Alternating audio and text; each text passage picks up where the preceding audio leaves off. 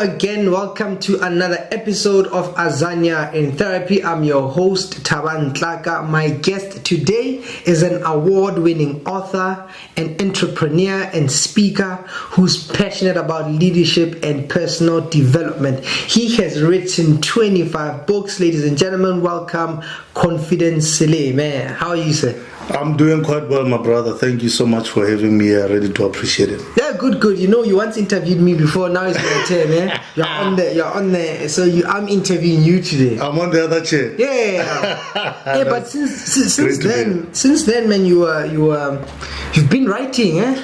I've been writing, man. I've been in the labor ward. I've been giving birth. Yeah, and but maybe let's look at this. Is so fascinating. I mean, yes. You're not 40 yet, eh? I'm not 40 yet. I'm actually turning 35 this year, 1st of October. Wow, man. So I don't think you just right. I think this is almost like it's a gift and some level of discipline. Yeah, I think in order to produce. Yeah.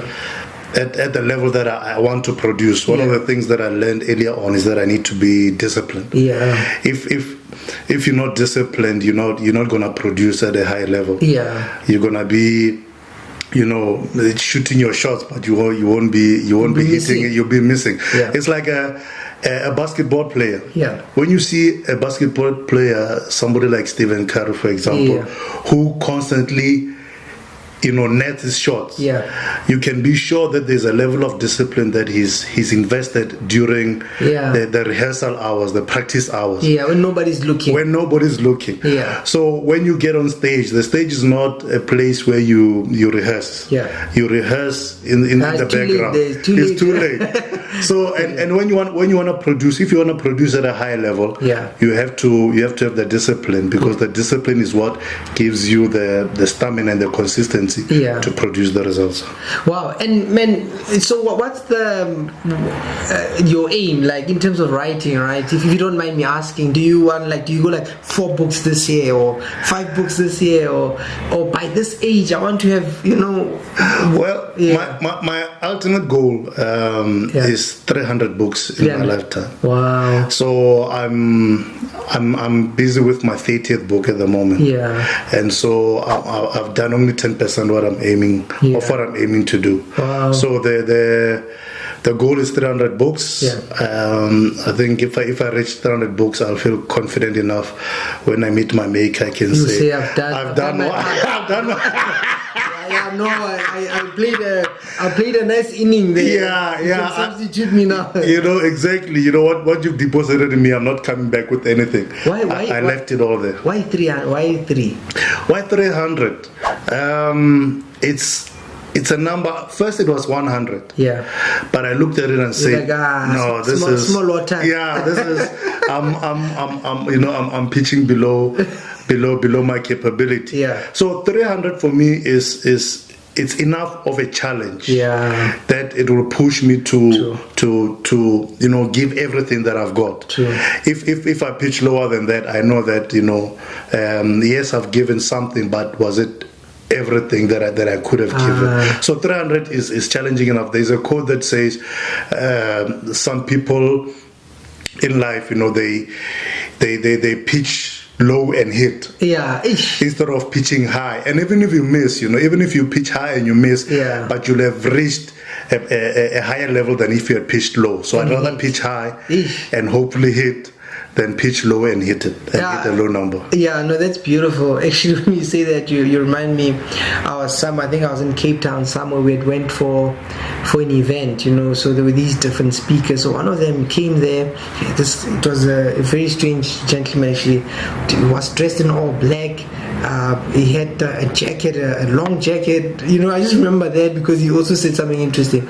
And he said something similar. He said, the unfortunate thing about life sometimes is that some people apply for jobs and they get those jobs, and then in a sense they could have done more, but what they got they settled for. So when you say this pitching low and you get it, I think sometimes we misunderstand what we get. So when you say that you take me back, that we can actually aim low and get there, but that's also something that we misunderstand. As a writer, I love talking to writers because I'm a writer myself. Yes, a creative. There's this. Have you seen? There's a movie called Anonymous. No, I haven't seen it. Sounds interesting. In this movie called Anonymous, right? It's about a guy who he's a writer, right? But he's a famous. He's like a duke or something like that. So he writes plays. When he writes these plays, but he can't stage the plays, right? So he finds somebody to give these plays so he can stage them. Yeah. And but the person in the character is Shakespeare. So there's this noble guy writes these stories and he gives them to this guy called Shakespeare, and Shakespeare stages these plays. So it sort of comes from this idea that Shakespeare had stolen his work, someone else was writing, so they do that. But what I'm telling you about it is that there's this scene in the movie. This guy is writing, and his wife says, "Why do you always do this? Like why don't you just focus on nobility being important?" And he goes into this monologue, but he talks about the word. He says, "The words can't leave me alone." It's like they come to me. That's a writer. That's a writer. Right? That's a writer. Do you also feel like? Do you feel like you'll be walking and the books are like, "Hey, write me now." You're like, I need to. Yeah. There are so many. I've got so many ideas for books in my laptop that I set aside time. My wife will tell you there was a period. Yeah. And I create periods of rest as well, or I allow time for periods of rest as well, so that you don't get burnout and stuff. Yeah. But there were periods where I was waking up consistently at 2:00 in the morning. Yeah. And I would write from about 2:00 to 5:00. Sure. And it's I could easily just sleep. Yeah. Maybe I've got 5 books or 3 books or 2 books or a book. But those words are calling me. They're like, put me down. Put me down. And it's amazing, you're a therapist. Yeah. And for me, one of the best forms of therapy is writing. Yeah. Because when I write there, I dig deep within myself. Yeah. There are things that I discover in my writing process that I didn't know were did I write this? Exactly. It's amazing. And sometimes I feel like you're downloading from a source. I'm a believer, so I believe my concepts. God gives me this concept. So I feel like for me, writing is a form of worship. Yeah. It's a form of prayer. Yeah. Because I feel like God is giving me all this, especially when it's quiet, when it's nice and quiet. Yeah. There's these things. I'm a writer, but I don't know how to put it in words. They just come to you. They just come to you. It's like downloading. It's like downloading, and all I am is a conduit. Yeah. I'm a funnel. Yeah. It's like a hose pipe. Yeah. A hose pipe has a very simple job. Yeah. There's nothing genius about the hose pipe. Yeah. You just plug to the tap. Yeah. Somebody comes and opens it, and all you do is transport the water. Yeah. So my job essentially is to transport the water. Like a hose pipe. Like a hose pipe. Transport it from the source and transport it onto paper, so that people can have something to drink. No, I believe that, and there's another idea. I had somebody talk about this, and it also caught my attention. And the person said, people think they have ideas, but he estimates that ideas have people. I like that. So the idea will go and find somebody to put it down. Yeah. And so if you don't listen, somebody else, the idea will exist. It's just that now you have to ask yourself, am I willing? Yeah. So but this is a beautiful thing about you writing books, and maybe one final one about books before we go into leadership and speaking, right? So because I was going to ask about your process, so your how do you normally approach writing, right? I heard you talking about the one time I was seeing your socials. You're talking about you need to have a hook and a fish. Yeah. Well, my process, I approach it in a couple of ways. Yeah. So one of the ways I explain it is imagine how I imagine Noah built the ark. So Noah was given instruction to build an ark. Yeah. But in building the ark, I imagine he first had to collect all the wood. Yeah. So you collect all the wood. Yeah. Once you've collected the wood, you start carving the wood. Yeah. Then you start putting it together. Yeah. And then you start, visualizing, these are the shapes, and eventually you have an ark. Yeah. So my writing process is, I think of the ark, or this is the book. I don't know exactly what all the content is going to be. Yeah. So I start collecting the wood. I see. So I'll have an idea maybe on gifts. Yeah. So there's a book that I released recently on gifts. Yeah. It's called You Are Gifted to Win.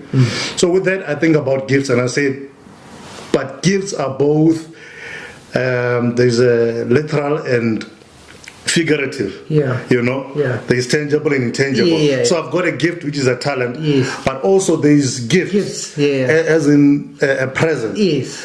And so I start thinking, how can I use the gift that people understand to explain as a metaphor? Yeah. Use what is seen to explain with that which is unseen. So I'll say, okay, the idea is around the gift. Yeah. We receive different kinds of gifts. Yeah. And so now I've got an idea about each of us are gifted differently. Yeah. And I may look at your gift and say, I want that gift. Yeah. But immediately when I start focusing on your gift, you ignore yours. I ignore mine. Yeah. And I may be heavily gifted, I may be heavily talented, but because my focus has shifted to yours, I can no longer see my own gift. And then I start becoming jealous and envious of you. Yeah.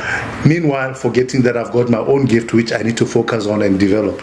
So I look at things like that, and I start going into metaphors, into the scene, how to explain the unseen with things that are seen. Because people love stories, they love metaphors, and it's always easier to remember from a reader's perspective. You can recall it much better. 100%. No, that's all right. That's all right. That's like,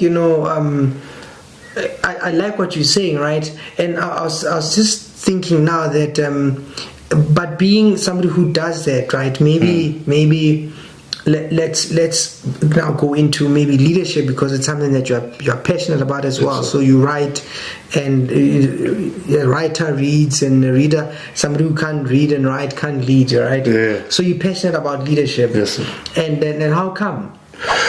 Because leadership is something that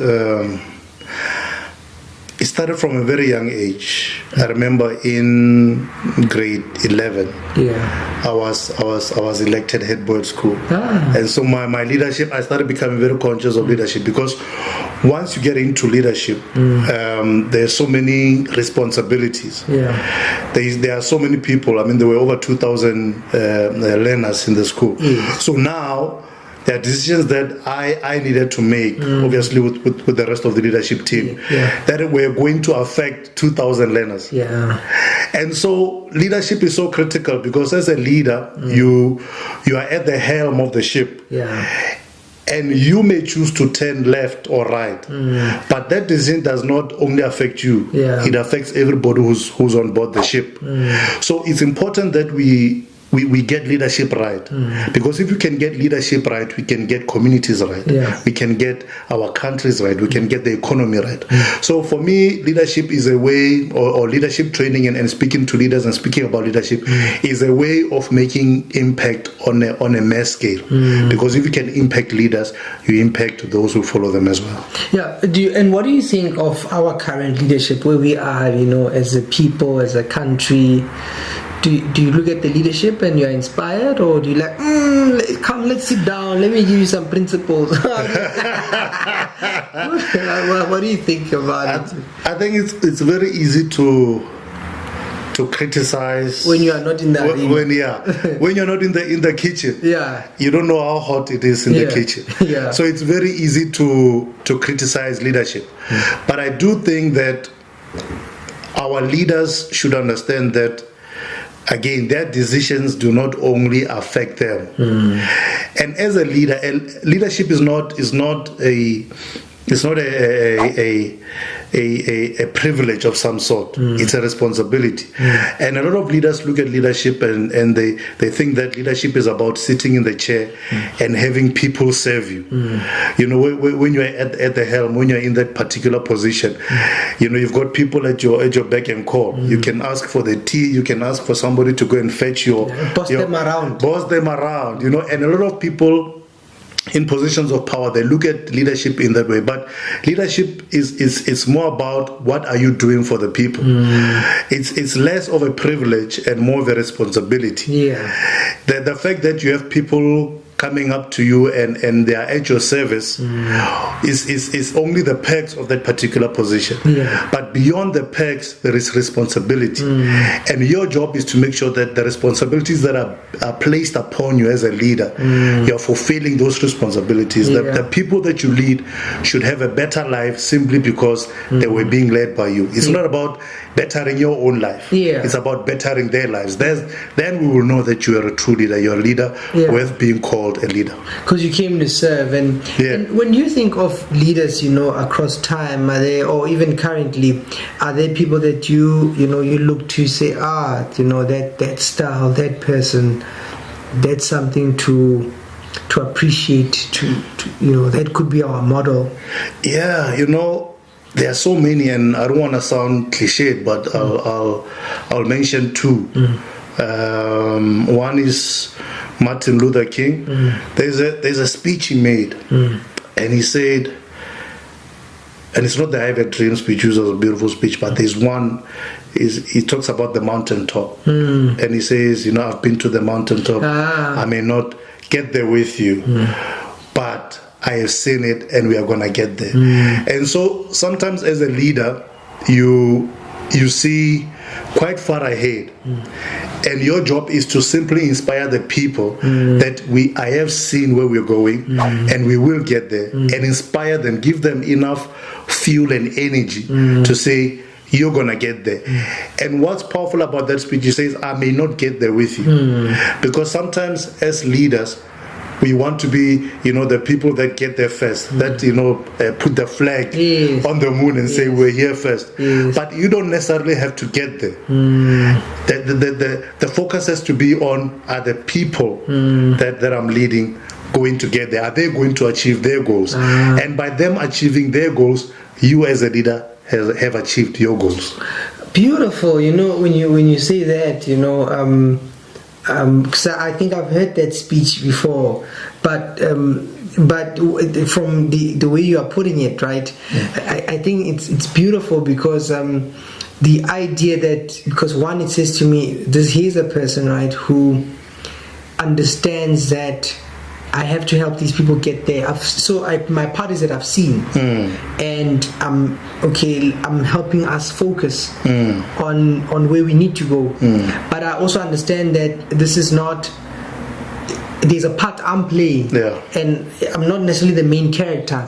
But my part is that I've seen, and I'm saying let's go. But I also understand someone else can carry on, but I'm playing my part. 100%. Which I think sometimes that's what we miss as people, to know that there's a part I'm playing. In fact, there's a part, not to get too biblical, right?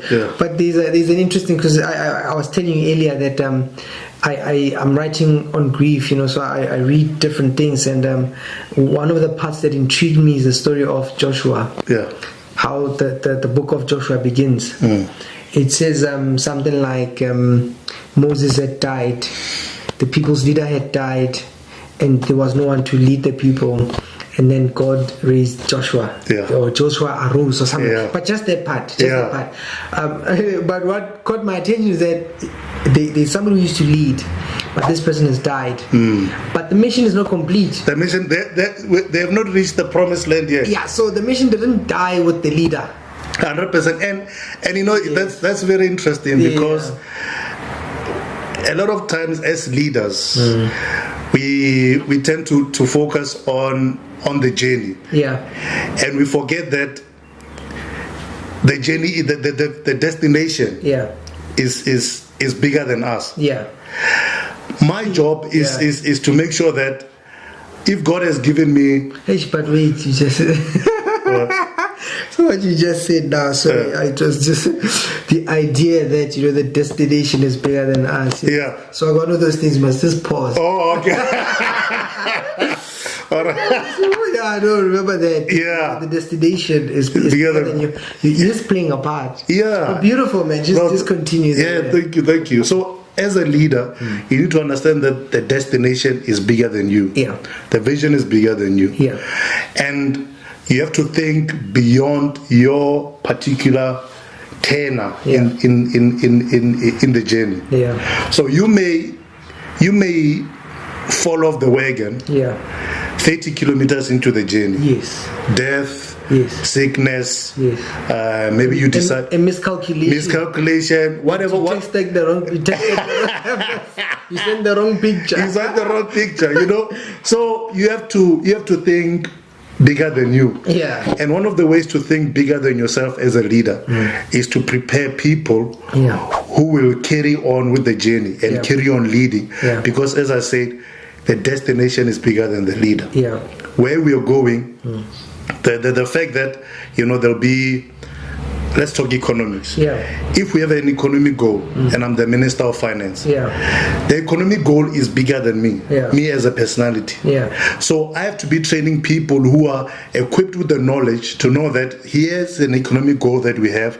Should I not be at the helm, the goal should not be compromised. Yeah. So you, as the people that I'm leading, I should equip you to such a point that even if I resign tomorrow, the mission, the goal is not compromised. Yeah. Because the destination is bigger than the leader. Yeah, which, when we phrase it that way, I mean, we understand it. But I'm thinking how to do it. It takes a lot, right? I want to link it to writing as well, because what you're describing sounds like you have to have somebody who's selfless, who's humble, who's done a lot of introspection. In fact, has become maybe a bit okay with loneliness, because I think to get to not being okay with, say, the principle, and I don't think that's where most people would celebrate, to be in that space where you're able to really think and understand, okay, here's the mission. Like you die a little bit. You have to. And then because now if you understand that, okay, the destination is bigger than me, then I have to build principles, ideas that even if I'm not around, so you have to care not just for yourself but for other people. Like you have to, but I think it's a lonely thing. I don't think many leaders can do that. I think many leaders get trapped you get in this position and the power just, you sip on, I don't know what you drink, but you become this other person. So the idea that somebody can get to a point where they say, you know what, I understand that we are going somewhere and I'm equipping you. If something happens, carry on. Yeah, it's not something that's easy to do. And when you talk about leaders sipping on something, a lot of leaders are sipping on a very dangerous substance called power. Which corrupts absolutely. Exactly. And when you drink enough of that substance, you get power drunk. And there's a lot of power drunk leaders. And one of the ways that you know that a leader is power drunk is like if I drink 3 glasses of whiskey, we won't be able to have a good conversation. So one of the ways that you tell that leaders are power drunk is that communication becomes difficult. And they can't communicate with their people. There's this phrase, open door policy. A lot of people preach it, but it's not something that really takes place. And so with leaders, you need to put the drink down, that power drink down, because your job is not to sip on power. Your job is actually to take that jug of power and say, bring your glasses, and you start pouring into the glasses of those you lead. Empower them, because when all of us are empowered and we are powerful, it becomes easier for us to achieve that particular mission. And when you talk about it's something that a lot of leaders are not able to do. I think one of the root causes is that a lot of leaders are leading people whom they are threatened by. Yeah. And when the potential of those you lead threatens you, you become a threat to their potential. Suddenly, you are not the leader who's trying to empower people. You are blocking. Yes, you become the leader who's creating blocks, who's creating, stop signs everywhere. Yeah. When people are supposed to be going at 120, you're putting a stop sign on the highway, and you're making them, perform at a lower level simply because your own speedometer is saying 100. You're not able to go to 120. But you should be the kind of leader who says, let's go, I'm empowering you. There's something that's bigger than me, bigger than you ahead, and that is the mission and the vision. No, wonderful. When you were saying that, I thought I had it was a speech, but it was a talk by I think Ibrahim. Is it Mo Ibrahim, the philanthropist. Yes, Mo Ibrahim. Yes. I was somewhere, and then he was addressing us, right? Oh, awesome. Somebody asked him, said, what is a good leader, or what is a leader, something to that effect. Then he says, no, when he was in university, he remembers, I don't know if it's Che Guevara who came to the university, and somebody asked the same question, what is a leader? Then he said, so he thought about it, and he said something to this effect. He said, a leader is last to eat and first to die. Wow. Yeah. When you, I think when you define leadership like that, a lot of people run away from it, But it's not to go too biblical again, but it's exactly what Jesus said as well. Yeah. He said the greatest among you will be your servant. Yeah. And when we think of a servant, if there's very few kids in class, if you ask them what you want to be, none of them will say, I want to be a servant. No, you want to be in front. We want to be in front. I want to be the director in the company. I want to be the CEO. Not many kids will say, I want to be the servant. And so there's this idea that servanthood is something that is lowly. But when you really look deep into leadership, it is the leaders who were willing to go low and serve that were raised the highest. Somebody like, not to be too cliched again, but somebody like Mother Teresa, who was willing to go into the slums, onto the streets, spend everything that she had to serve those people who were hungry and dying on the streets. So, but because she was willing to go so low, now when you mention a name, it's mentioned above the greatest names of the people who have walked the earth.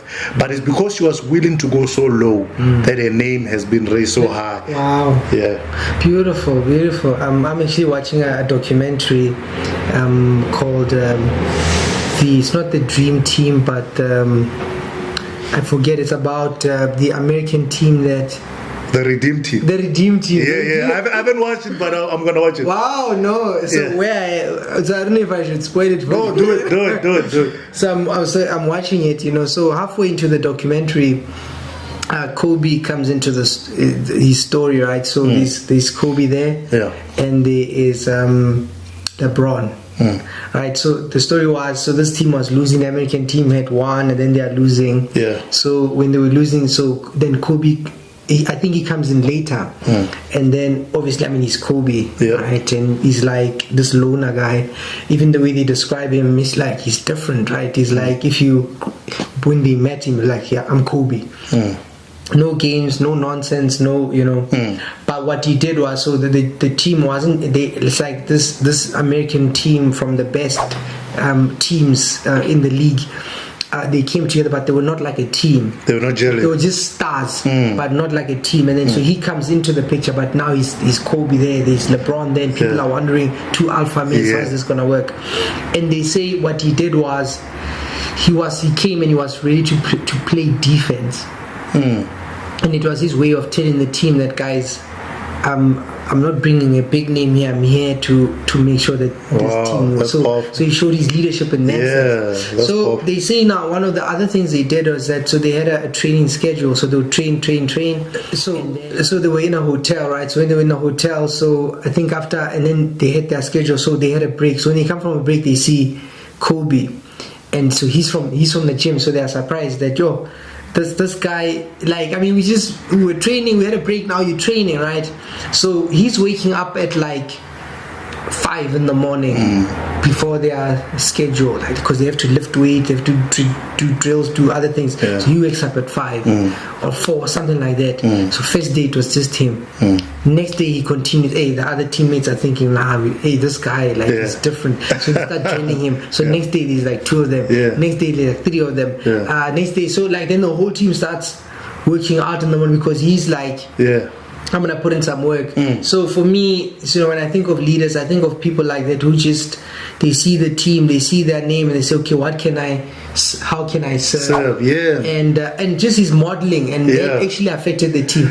That's where I am. I'm gonna finish it. And you know what I love about that story? It reminds me of there's a beautiful quote that says, example is not one form of leadership. It is the only form of leadership. Because as a leader, if your words are smaller than your actions, I'm always gonna follow your actions. It's true. Your words may be saying beautiful things. We are a family in this organization. We come together. We huddle together. But if your actions are telling me a different story, your actions are gonna be so loud that I can no longer hear your words. True. So as a leader, you always need to be exemplary. That's why leadership is not an easy task. Because all of us are humans. We've got our weak points, we've got our frailties. But you always have to be conscious that there are eyes on me. And there are eyes on me. The actions that I take will always be louder than the words that I speak. We listen to what you are doing more than what you are saying. 100%. Now, what you just said now, the idea that, leaders as people have their own limitations, they are free wherever they are free, all right? So, which links us nicely to the other topic you are interested in, self-development. And why that interest? Because linking it to also leadership, I think somebody can't be leading if they are not developing. So what's your interest in that topic? Well, the topics of leadership and self-development, for me, they're very closely linked. Because the first person that I need to lead is myself. If I have no self-discipline, then how can I ask of my team to be self-disciplined? So the first person that I need to lead is myself, and that's where self-development comes in. Because once I've reached a particular level in my self-development, then I'm equipped enough to start developing other people. Because leadership is about developing other people. But I can't develop you if I haven't developed myself. So self-development is quite essential, because once you've garnered the principles of how to develop yourself to reach your goals, to achieve your particular missions, then you are able to employ the same principles in a team dynamic and say, guys, I've tested these principles, they work, they've worked for me. I know that as a team, collectively, if we employ these same principles, they're going to work for us, and we're going to be able to achieve our particular mission. So self-development for me is very related to leadership development. And what do you find when you work with people? What do people generally struggle with in terms of developing themselves? What are the common things you pick up as you work with people? Like, okay, maybe people struggle to work on themselves because of this. I mean, one of the ones you are touching on is ill discipline, right? Are there other things as you work with people, talk to people, write, research, that you find like, but this is a problem? I think the biggest problem that a lot of people have, I've observed, is commitment. Because it's very easy to write down the goal, to write down the vision. But achieving that vision will require a level of commitment that if you're not willing to pay that price, you'll not reach it. You know, it's easy to say, I'm going to climb Mount Everest or Mount Kilimanjaro. But that commitment or that statement is only really tested when you encounter the difficulties of actually climbing that mountain. And we all have our different mountains. And the reason that not a lot of people have climbed Everest or have made it up Everest is because there are challenges. And whatever goal you have, your goal is your particular Mount Kilimanjaro, Mount Everest. And there are a lot of people who have written down the same goal, who have proclaimed that they want to achieve the very same goal. But the reason that a lot of them have not achieved it is because there are challenges. And your level of commitment has to be bigger than the level of challenge that you're going to meet. If your level of commitment is not bigger than the level of challenge that you're going to meet, then the challenge will always win. It will overpower you. 100%. So commitment is one. And I think it's the biggest one. Because once you inculcate a deep level of commitment, then the challenges that you meet, your commitment will be so strong that it will always, out wrestle the challenge. When you say that, psychologically, I think then about habits, right? And how we set goals, right? And I don't know if you're familiar with the idea that, there are things that we pursue. So for example, if somebody says, I want to climb Mount Kilimanjaro, and somebody says, and then someone else says, I enjoy climbing mountains, and somebody says, I want to be the kind of person who has climbed mountains. So the people have the same goal, but the way they phrase it becomes different, right? So the idea is part of why we struggle psychologically is that we struggle to do things, though we know we need to do them. We struggle to do them because maybe the goal is like a separate thing from who you want to be. So for example, when you go back to how you started, you say, I want to write 300 books. It's much better to put it that way because then it's an ideal. And then when you have the ideal, then the actions become necessary for the ideal. So it's when you say, if your level of commitment is less than the challenge, the level of challenge, then you're going to struggle. But if the idea is that I need to write 300 books, then it doesn't matter what happens. It doesn't matter what I need to do. But if that's the goal, that's where we are going. And so I think maybe people also adding on to the commitment is people don't have the final picture to live towards, which is much better than say tomorrow I'll do this, tomorrow I'll do that. And very good point. Let's use that example of the 300 books. And everybody has their own particular vision. Run 2 oceans. Run 2 exactly. Or get their kids into the best private school. Yes. So let's use that example of 300 books. So if I've written down the vision, I said I'm gonna, by the end of my lifetime, I want to have written 300 books.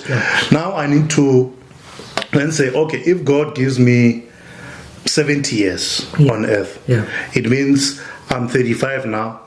I've got 35 more years. So I now start becoming methodical and mathematical, practical. Exactly. Is necessary. Exactly. So if I'm gonna reach 300, it means for the next 30 years, I need to write 10 books a year in order to get to 300.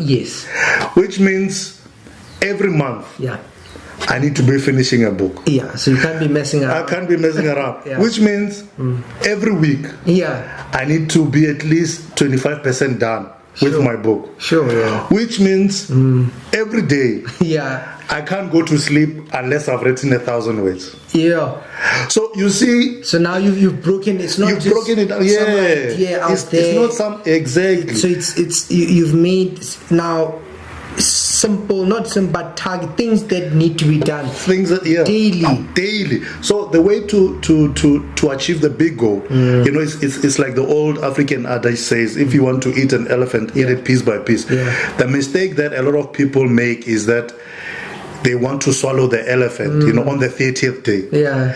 Whereas if you had said on day 1, I'm going to eat the ears. On day 2, I'm going to eat the trunk. Yeah. By day number 30, all you are left with is the tail. Yeah. But if you wait for day 30 to swallow the elephant, it's going to choke you. Yeah. So you need to be very methodical Yeah. and almost mathematical about achieving your goals, especially if they're big goals. Wonderful, wonderful. I mean, so what else are you currently working on besides writing?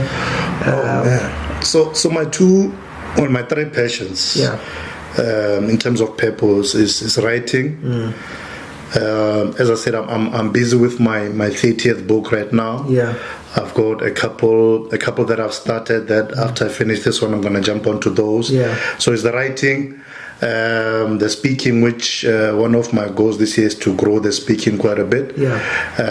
So speaking to organizations, being on platforms such as this where we can engage and empower people. Yes. And then also I've got a publishing company. Yeah. So one of the goals as well is to take the publishing company to the next level. Yeah. So that's where the entrepreneurship bit. I mean, the writing and the speaking is also within my entrepreneurship. They go together. Entrepreneurship, It's like a marriage there. Exactly. So they're all under one umbrella.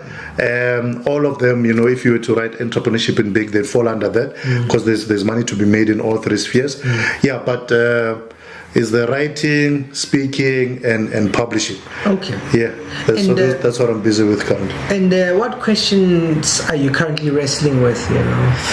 Because people who write and reflect are usually thinking about things, reflecting on things. Yeah, I think one of the things that I'm very conscious of right now, especially with the writing, is that I don't want to regurgitate. Because when you write as frequently as I do, there's always a danger of repeating ideas. And it's not so much about repeating ideas, but can I explain that idea? Because your values are your values. Yeah, they won't change. They won't change. You just expand, Nuance. Exactly. So the challenge for me right now, which I'm seeing as an opportunity, is to explain the ideas and the values in fresh ways, in ways that, even if you read my previous book and there's a similar idea in the new book, it will still feel fresh. So it's always about how do I refresh, how do I renew, how do I bring this idea about in a way that it doesn't feel like stale bread. It's fresh, it's straight from the oven, and you want to eat it and you want to enjoy it. And one of the things you wish people would ask you that they don't typically do, when you go in interviews, they didn't ask me that. No, every interview is different, and every interview is different. So I really wanted to talk about that thing. No. Nothing. You don't have anything on. Like, hey, this one. No, it's a unique experience. I don't want to recreate an experience I had with a previous interview. Because then again you're eating stale bread. This is fresh bread. I want every new conversation to be fresh. I want every new exchange of ideas, every dialogue to be fresh. So I never go away from interviews say you didn't ask me this. The questions that were asked were the questions that needed to be asked. I see. 100%. I see. 100%. I know people like, no, they didn't ask me my favorite question. No, that's not me. No, but otherwise, Tate Seleme, yes, sir. Thank you for the opportunity. This was quite insightful and inspirational. Thank you very much. I do believe, those who engage with the show, those who watch this, will take, some fresh bread. Yeah, awesome. And then they'll be filled. Awesome. Look, I think I must go buy a an apron. And so after I'm going to buy an apron and gather some more fresh bread, and hopefully you'll have me back. Yes. And then we can break bread together. No, definitely. Thank you very much. See you soon.